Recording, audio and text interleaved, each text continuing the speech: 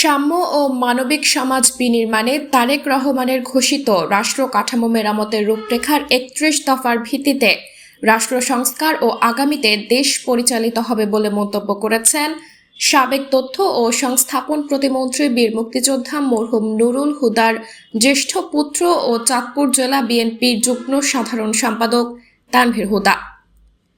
তিনি বলেন, এখন দেশের রাষ্ট্র সংস্কারের যে দাবি উঠেছে তা আরও কয়েক বছর আগে বাংলাদেশ জাতীয়তাবাদী দল বিএনপির ভারপ্রাপ্ত চেয়ারম্যান তারেক রহমান ঘোষণা করেছিলেন। চাঁদপুরের মতলব উত্তর উপজেলার কলাকান্দা ইউনিয়ন বিএনপির উদ্যোগে সাম্য ও মানবিক সমাজ বিনির্মাণে তারেক রহমান কর্তৃক ঘোষিত রাষ্ট্র কাঠামো মেরামতের রূপরেখার ৩১ দফা বাস্তবায়নের লক্ষ্যে গণসমাবেশে প্রধান অতিথির বক্তব্যে তানভীর হুদা উপরোক্ত কথাগুলো বলেন।